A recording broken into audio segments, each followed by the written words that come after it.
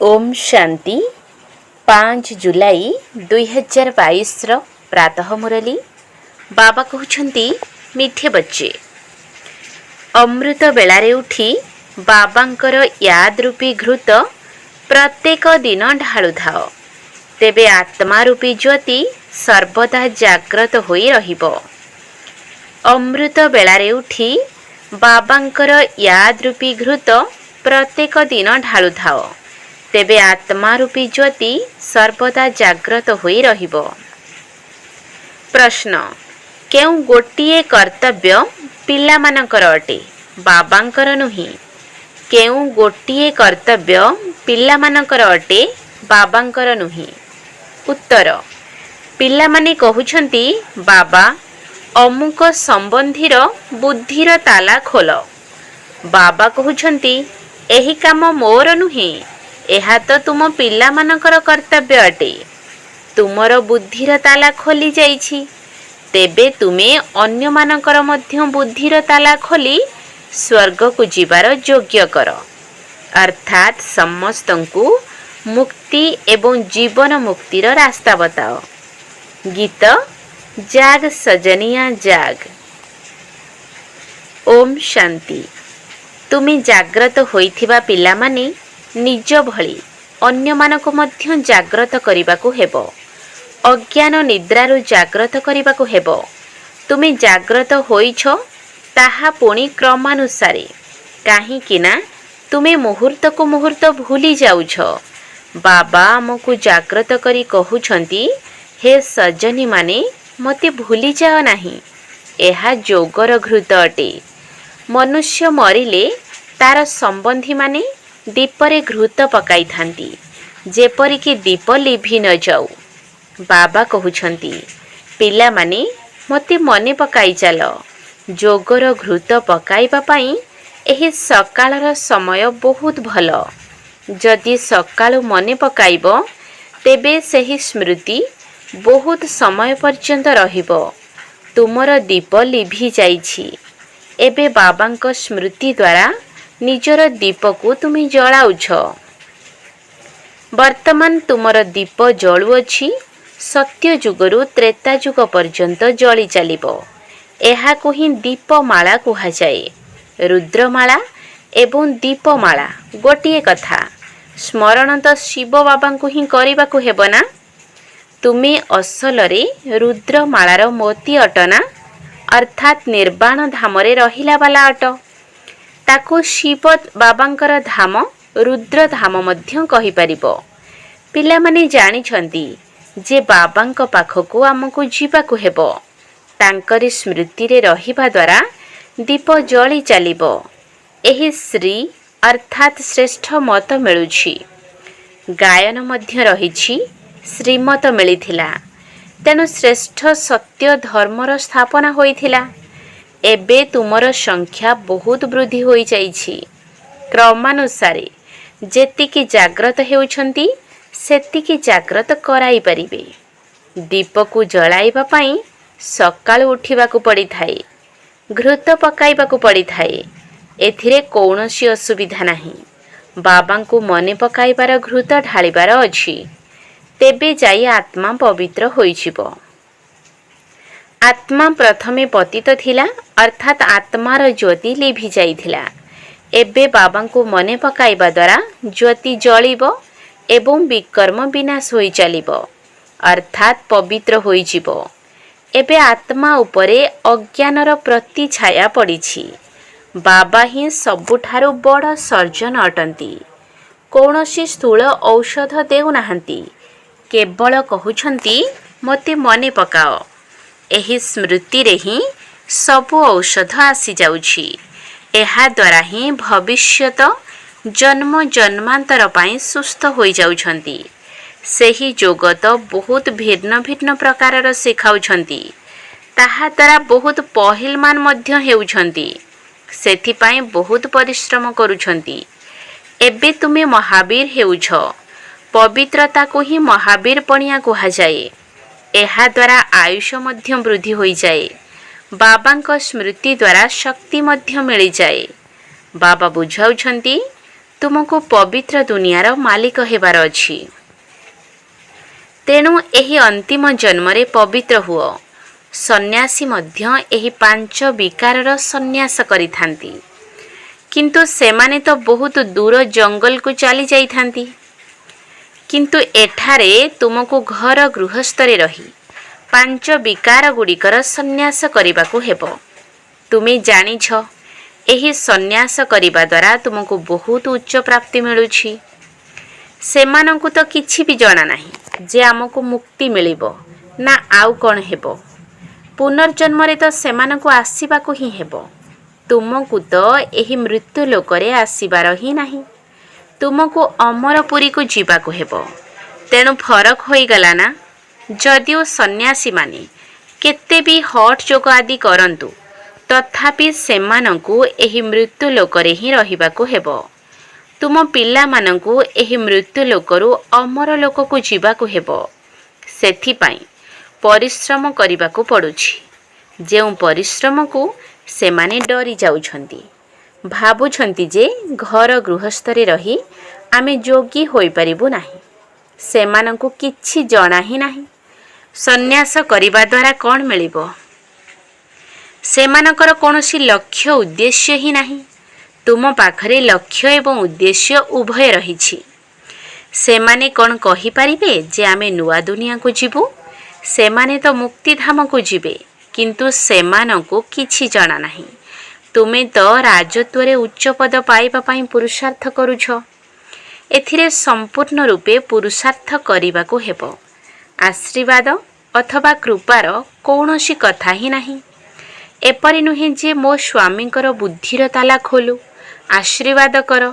कोन मु समस्तंकर ताला खोली देबी? तुम पिला मानकर बुद्धिर ताला खोली जाउछि, तथापि तुमको परिश्रम करिबाकु हेबो। बाबा काहार ताला खोलु नाहंती।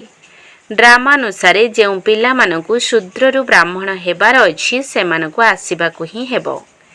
जेउ मानकर कल्प पूर्वरु ताला खोली थिबो तांकर ही खोलिबो। हाँ, शुभ चिंतक होई राय दिया जाई थाए। दया तो आसी थाए ना, ये मध्य साहुकार होई जांतु। बुद्धिर ताला खोलु जहाके स्वर्ग को चली जिबे। ये मध्य स्वर्गर मालिक होई जांतु। एहा ही तुमर धंदा अटे। सेमानकर हेला हद्र सन्यास, तुमर हेउछि बेहद्र सन्यास। तुमे बेहद्र राज्य मागु, सेमाने बेहद्र मुक्ति मागुछंती।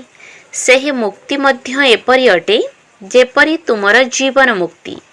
सबु बेल पाई मुक्ति तो होई परिबो नाही, पुनर्जन्म नेबाकु ही पड़िबो। पिला माने जानिछंती जे प्रथमे जेबे सेठारु आसीथांती तेबे सतो प्रधान पुनर्जन्म मिली थाए। पुणी रज तमरे आसी जाई थांती।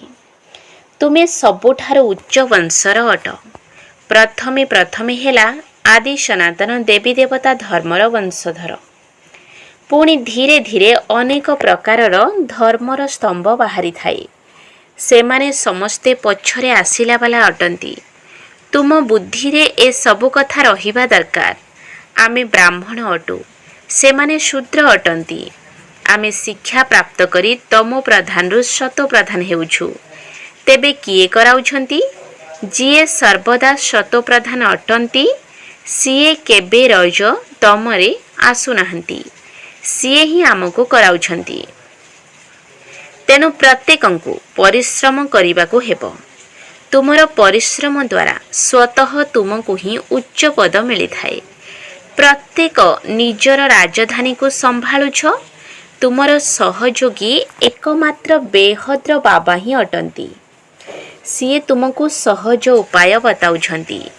एहार नाम ही हेउछि सहज राजयोग, जहा द्वारा दैवी स्वराज्य मिली थाए। स्व अर्थात आत्मा को ही राज्य मिली थाए। आत्मा कहुछि जे एबे आमे दरिद्र शरीर रे अछु, पुणी आमको राजकुमार शरीर मिलिबो। तुमे आत्मा माने एठारे बसिछ। जहांक पाखकु जीवार अछि तांको ही मने पकाउछ। गुरु तो मंत्र देइथांती, किंतु एठारे बाबांकर मंत्र आउ केही देला बाला नाहंती। बाबा गोटिए ही मंत्र देउछंती, मु तुमर निराकार पिता अटे। तुमर शिक्षक मध्य अटे, पतित पावन गुरु भी अटे। मु निराकार ही अटे, एही निश्चय मध्य दरकार। आमर बाबा पतित पावन निराकार ज्ञानर सागर अटंती। राजयोग द्वारा आमको महाराजा महाराणी कराउछंती। बेहद्र वर्षा देउछंती। 100 संपत्तिवान हुआ, आयुष्मान हुआ, एभली वरदान देउछंती। देवता मानक परि आयुष काहार होई न थाए। पुत्रवान हुआ, एही भली तुमर कूल चली थाए। तुमे जानिछ जे सेठारे विकार रहिब नाही। आत्मार निजर ज्ञान अछि जे मु जाई एबे शिशु रूपे जन्म नेबी, पुणी जवान बुढ़ा हेबी, पुणी आउ गोटिए शरीर नेबी। सेठाकार नीति प्रथा एवं एठाकार नीति प्रथा अलगा अलगा अटे। एक कथा बाबा ही बुझाई पारिबे। प्रत्यह कहउछंती पिला माने जीव आत्मा माने, तेबे जीव अर्थात शरीर बिना सुनाइबे किपरि? एक कथा मने रखिबाकू हेबो जे आम आत्मा मानकू परमपिता परमात्मा बुझाउछंती, किंतु एहा भी भूली जाउछंती। एबे तुमे वास्तविक रूपे एठारे बसिछ। एक कथा भी जानिछ जे आमे जन्म जन्मांतर धरी फालतू कथा मान सुनी आसीछु। केते गीता आदि पुस्तक सुनी आसीछु। वर्तमान हेउछि संगम युग। संगम युगर अर्थ ही हेउछि पुरुणा दुनियार विनाश, नुआ दुनियार स्थापना। एथिपाई एहाकू ऑस्पिशियस अर्थात कल्याणकारी संगम युग कुहाजाए। संगम युग को भूलिबा द्वारा निजर राजधानी को भूली जाउछंती। जदिओ तुमे प्रदर्शनी आदि रखुछ, तथापि काहारी बुद्धि रे पशु नाही। केवल एतिकी कहउछंती जे एठारे ईश्वर को पाइबार ज्ञान बहुत भल देउछंती। बास एक कथा बुझु नाहंती जे ईश्वर पाठ पढ़ाउछंती। विरल काहाकू निश्चय हेउछि जे कि कहउछंती जे वास्तव रे एहा सठिक अटे। आमे मध्य बुझुछु जे एठारे पढ़ाइला वाला परमपिता परमात्मा अटंती। जेपरि भीष्म पितामह आदि पछरे मानिले जे परमात्मा एहांको पढ़ाउछंती।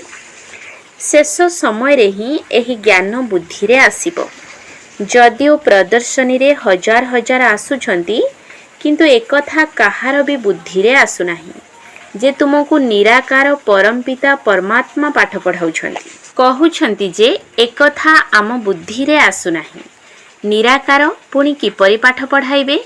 ठीक अछि, आमे आसी बुझिबु कही देई पुणी आसी नथांती। एपरि भी होई थांती।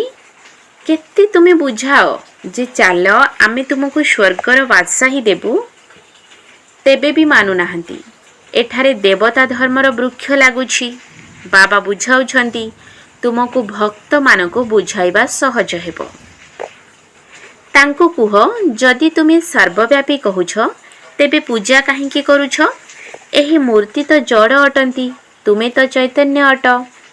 तेणु तुमे बड़ होईगल ना। बुझाइबाकू हेबो जे बेहद्र बाबा तो जणे ही अटंती। तांकर ही महिमा रहिछि। सिए मनुष्य सृष्टिर बीज रूप, पतित पावन अटंती। एही दुनिया पतित अटे। एहाको पतितरु पावन करिला वाला एकमात्र ही बाबा अटंती। सिए निश्चित संगमरे ही आसुथिबे। तेणु एबे आसीछंती। कहउछंती मते मने पकाओ, तेबे तुमर विकर्म विनाश हेबो। गीतारे एही अक्षर अछि, किंतु कृष्णकर नाम लेखिबा द्वारा बुद्धि रे एहा रहु नाही। तुमे जानिछ जे एही ज्ञान बहुत सहज, किंतु एथिरे विघ्न पड़ी चलीछि। मित्र संबंधी आदि समस्ते विघ्न पकाइबे। मु तुमको ए पटकू टाणुछि, सेमाने पुणे से पटकू टाणुछंती। एहा बहुत बड़ जंजीर अटे। बाबा बुझाउछंती एहा किपरि होई परिबो? शिव बाबा तो ज्ञानर सागर, सुखर सागर अटंती। किछि तो करिथिबे ना। स्वर्ग स्थापन करिला वाला अटंती। मु केवल कहूछि मते मने पकाओ। कृष्ण तो एक कथा कहि परिबे नाही, तेणु बुझाइबा पाई बहुत परिश्रम करबाको हेबो। थकी जिबार नाही। अनेकंक द्वारा एही सेवा होई पारु नाही। बहुत बाहाना करूछंती। बाबा कौनसी कष्ट देउ नाहंती। जदिओ पिलांकु संभाळ भोजन तैयारी कर, किंतु केवल शिव बाबांकर स्मृति रे रुह। अच्छा, जदि दिन रे समय मिलु नाही, तेबे अमृत बेला रे तो मने पकाओ। कहंती जे राम सिमर प्रभात मोरे मन, अर्थात प्रभात समय रे राम को स्मरण कर। आत्मा कहुछि जे प्रभात समय रे निजर पितांको मने पकाओ। बाबा मध्य एही कथा कहुछंती जे ठीक समय सोइबा मध्य दरकार। पूरा चार्ट रखिबाको हेबो, जेपरि तुमे सकाळु उठी परिबो। एहा उपरे एक ढग मध्य सिंधी भाषा रे अछि, शीघ्र सोइबा शीघ्र उठिबा। एबे तुमे बुद्धिमान हेउछ। समस्त चक्र तुम बुद्धि रे अछि। तुमको कौनसी भी दुख मिली परिबो नाही। तुमे किभଳି राजा मानक राजा होई जाउछ। पैसार केबे कौनसी असुविधा होई न थाए एवं तुमे सुस्थ मध्य रही थाओ।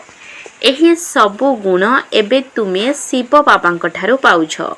वास्तव रे एबे तुमे सुस्थ, संपत्तिवान एवं सुखी हेउछ। एकथा भी तुमे जानिछ जे होली, दीपावली आदि सबु वर्तमान समयर कथा, ଯାହାକି ସ୍ମାରକୀ ରୂପରେ ପାଳନ କରୁଛନ୍ତି। ତେଣୁ ସକାଳେ ଉଠି ବାବାଙ୍କୁ ମନେ ପକାଇବା ବହୁତ ଭଲ ଏବଂ ଏହି ଅଭ୍ୟାସକୁ ବଢ଼ାଇ ଚାଲ। ପିଲାମାନେ ଗୀତ ବି ଶୁଣିଲେ ଅଜ୍ଞାନ ନିଦ୍ରାରୁ ଜାଗ୍ରତ ହୁଅ ଏବଂ ଅନ୍ୟମାନଙ୍କୁ ଜାଗ୍ରତ କରାଅ। ଘର ଗୃହସ୍ଥରେ ରହି ଅନ୍ୟକୁ ବାବାଙ୍କର ପରିଚୟ ଦିଅ। ସେମାନେ ପୁଣି ଲେଖନ୍ତୁ ଯେ ବାବା ଅମୁକ ଦ୍ୱାରା ଆମେ ଆପଣଙ୍କୁ ଜାଣିଗଲୁ। ଏବେ ତ ଆମେ ଆପଣଙ୍କର ହିଁ ହୋଇକରି ରହିବୁ। ଆପଣଙ୍କ ଠାରୁ ନିଶ୍ଚିତ ବର୍ଷା ନେବୁ। ଆମେ ଆପଣଙ୍କର ହିଁ ଥିଲୁ। ଏପରି ଚିଠି ଆସୁ, ତେବେ ସେବାର ପ୍ରମାଣ ମିଳିବ।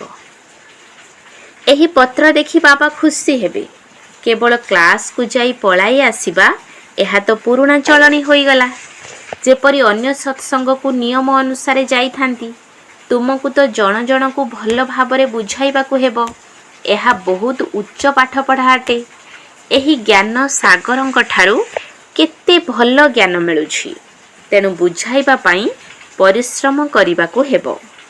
ଆଚ୍ଛା, ମିଠା ମିଠା ଶିକିଲ ଦେ ସନ୍ତାନମାନଙ୍କ ପ୍ରତି ମାତା ପିତା ବାପ ଦାଦାଙ୍କର ମଧୁର ସ୍ନେହଭରା ସ୍ମୃତି ଏବଂ ସୁପ୍ରଭାତ।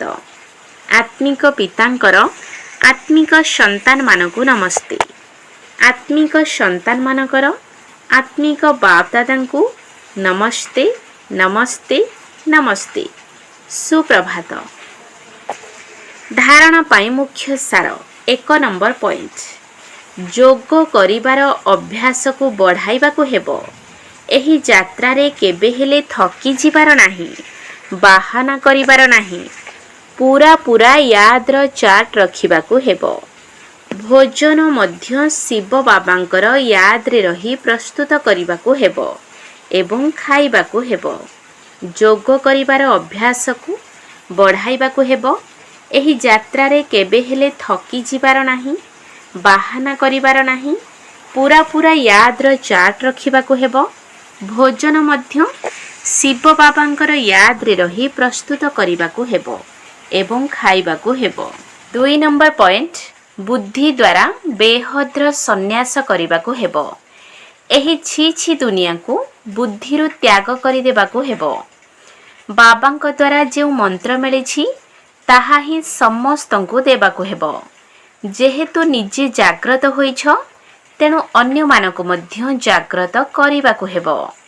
ବୁଦ୍ଧି ଦ୍ୱାରା ବେହଦ୍ର ସନ୍ନ୍ୟାସ କରିବାକୁ ହେବ। ଏହି ଛି ଦୁନିଆକୁ ବୁଦ୍ଧିରୁ ତ୍ୟାଗ କରିଦେବାକୁ ହେବ। ବାବାଙ୍କ ଦ୍ୱାରା ଯେଉଁ ମନ୍ତ୍ର ମିଳିଛି, ତାହା ହିଁ ସମସ୍ତଙ୍କୁ ଦେବାକୁ ହେବ। ଯେହେତୁ ନିଜେ ଜାଗ୍ରତ ହୋଇଛ, ତେଣୁ ଅନ୍ୟମାନଙ୍କୁ ମଧ୍ୟ ଜାଗ୍ରତ କରିବାକୁ ହେବ। ବରଦାନ, ପ୍ରତି ମୁହୂର୍ତ୍ତରେ ପ୍ରତି ପାଦରେ ଶ୍ରୀମତ ଅନୁସାରେ ଯଥାର୍ଥ ରୂପରେ ଚାଲୁଥିବା ସଚୋଟ तथा विश्वस्त आत्मा हुओ।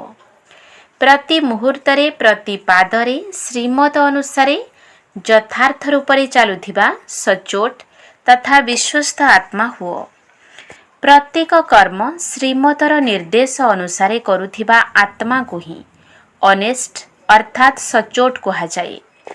ब्राह्मण जन्म प्राप्त हेबा मात्रके बाप दादा दिव्य बुद्धिर जो श्रीमत भरी देइछन्ति सचोट आत्मा माने प्रति मुहूर्तरे एवं प्रति पादरे सही अनुसारे यथार्थ रूपरे चालुथांती। जेपरी विज्ञानर शक्ति द्वारा अनेक जिनिस निर्देश मुताबक आपे आपे चलिथांती। सेमानकु चलाइबाकु पड़ी न थाए, चाहे आलोकर रश्मि द्वारा हेउ बा यांत्रिक प्रकंपन द्वारा हेउ स्विच ऑन करिबा मात्रके चालिबाकु लागिथांती। सही भली सचोट आत्मा माने शांतिर शक्ति द्वारा सर्वदा एवं स्वतः भावरे चलिथांती। स्लोगान जेउठारे चिंता रहिछि सेठारे शांति रहि परिबो नाही। जेउठारे चिंता रहिछि सेठारे शांति रहि परिबो नाही। ओम शांति।